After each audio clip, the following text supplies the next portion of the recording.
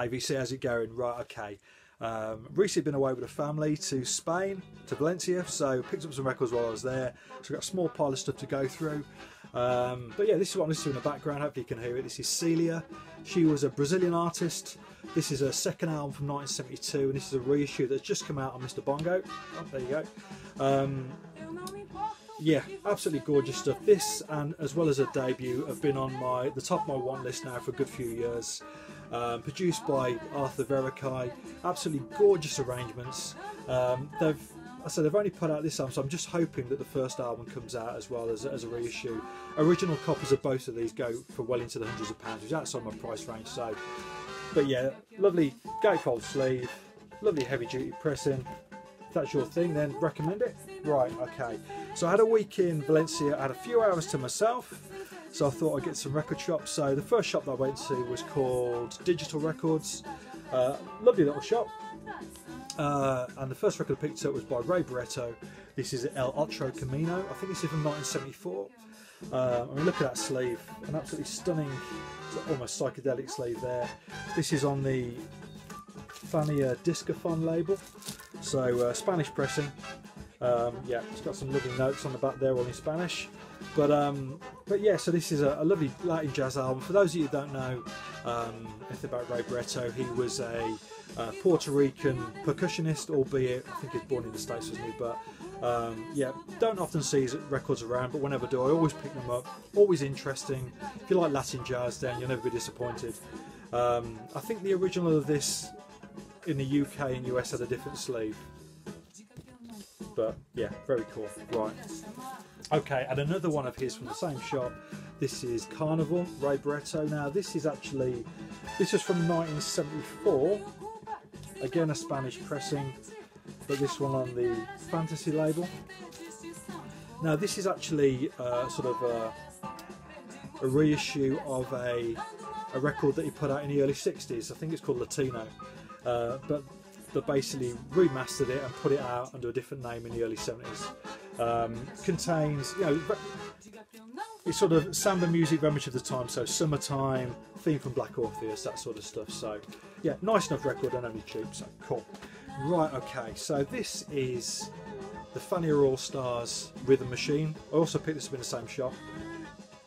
Now that is definitely a record sleeve that you could only get away with in the 70s. So basically, the Fania label, possibly, I suppose, the most famous samba Latin label in the world, they used to put together groups of the musicians recording for that label and put them out on the road. Obviously playing gigs, but every now and again recording studio albums as well. This is a studio album, 1977, and it's clearly the label's attempt to, you know, cash into a mainstream market. It's very polished. Some of it works quite well, but not all of it. Some of it is a little bit too polished. But yeah, nice enough, and not something that I'd seen before. So not an expensive record by any means, but yeah, nice enough.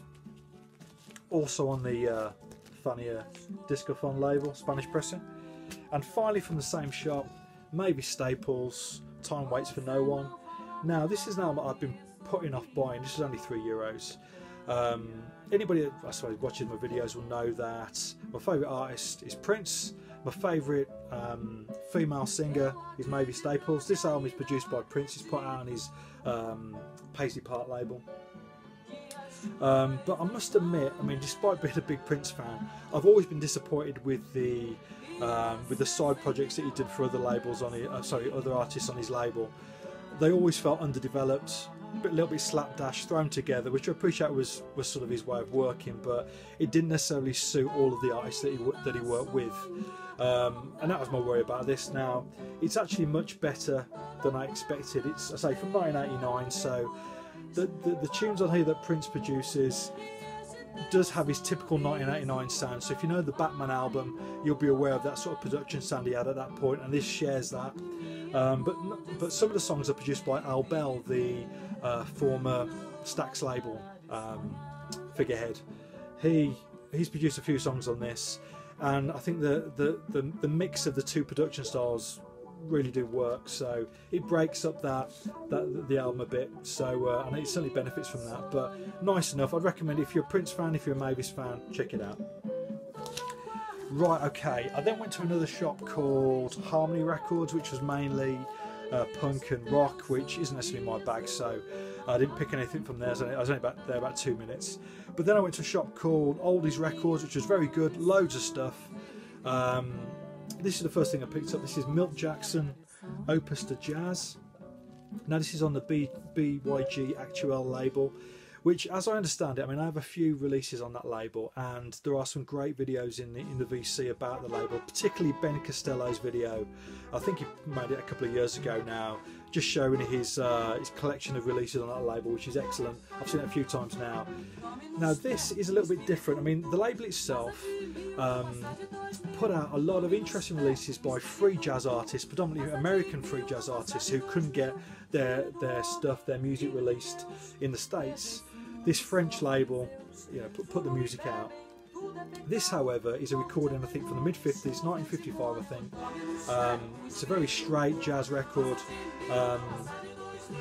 Not necessarily, well, it's certainly not free jazz in any way, shape or form, you know. So now I like Milt Jackson's playing. Obviously a vibraphonist. He made lovely records with John Coltrane. My favourite of his is the record that he made with Ray Charles, a beautiful soulful jazz record. But this originally came out on the Savoy label. I don't know why it's been put out sort of 10-15 years later on the actual label. Perhaps somebody could tell me all about it. But it only came out, I think, on that label in Spain. The liner notes here, all in Spanish pressing. Yeah, don't really understand it. Nice enough record, but certainly not essential. From the same shop, I also picked up The White Room by the KLF, a seminal album of its time, you know, 1991. Massive singles on this. What Time Is Love, 3 a.m. Eternal, Last Train to Transcentral, so I can't speak, and Justifies an Entrant. Yeah, so this is on the Blanco and Negro label. You can see obviously a Spanish pressing, obviously the hype thing there, 3 a.m. Eternal. Yeah, you know, if you know this, you know all about it, the story that goes with it, how they went on to, the members of the band went on to burn £1 million as in the name of art and all that sort of stuff. Fascinating stuff. I love the music, but I suppose it's my sort of era, isn't it? But I'm not too sure how good it would sound to fresh ears nowadays. But I think if you're around at the time, you'll probably get into that. And final purchase from that shop, Audio Active by Dennis Bovell and the Dub Band. Now Dennis Bovell, a key figure in British reggae. He was part of the Matumbi band. Obviously put out several dub releases himself, but also is a key dub producer. So he produced for albums such as Cut by the Slits. I know he produced Madness. I think he also produced Fela Kuti, but I'll have to check that. Yeah, but I think I'm right in saying that. Somebody will correct me anyway. But yeah, I mean, I love that sleeve as well. Him looking out over a city of speakers and amplifiers. But yeah, this is a nice enough record. This is, I think, 85, 86. So it is very much that mid-80s production sound. But yeah, very cool. Right. Okay. I then went back to the first shop, Digital Records, and picked up a couple of records. Back to the Fania All Stars. This is Latin Soul Rock. Original copy on Fania from 1974. Absolutely fantastic live album. Killer from start to finish. Includes a bongo duel between Mongo Santa Maria and Ray Barretto. What more do you want? Great stuff. Right. Now, I also picked this up at the same time. This is Jan Hammer with the Fania All Stars. Now, it was only afterwards, having purchased it, this was put out in the mid-80s, that I realised that this is just a repackaging of that. And notice that at the bottom there that Jan Hammer features on this. All that's happened is that Jan Hammer's had a bit of success with the Miami Vice theme, and they've badged it up and repackaged it, nicking the artwork from the Miami Vice stuff, which I've got to say the marketing department must have been paid double that day, because I mean that's fantastic. But yeah, so it's the same record again. Yeah, it's a bit of a novelty, I suppose, but just disappointing it wasn't something different. But yeah, anyway, there you go. Right, and just quickly, I've seen a few budget releases in the VC recently. So first up, I picked this up about a month ago. This is Tubby Hayes, who was a sax player, UK jazz musician. Died very young. I think he was in his late 30s when he died, 39, 38, 39, something like that. There's a great documentary called Tubby Hayes, A Man in a Hurry, which I'd recommend if you haven't seen it, if you're interested in that sort of stuff.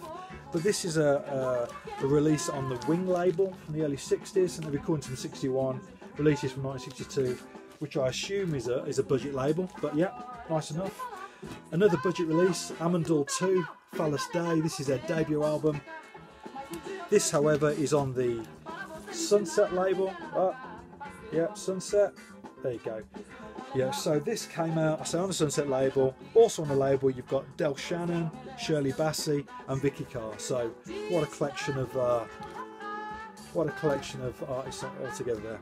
Right, and finally, one of the budget release, Afro Rock by Assange. Now, I understand that the original release of this came out on as a Vertigo Swirl.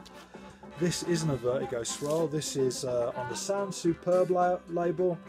And it is exactly what the title suggests. It is a sort of mixture of African rhythms done in a rock style, and yeah, it does sort of sound superb. So anyway, cheers.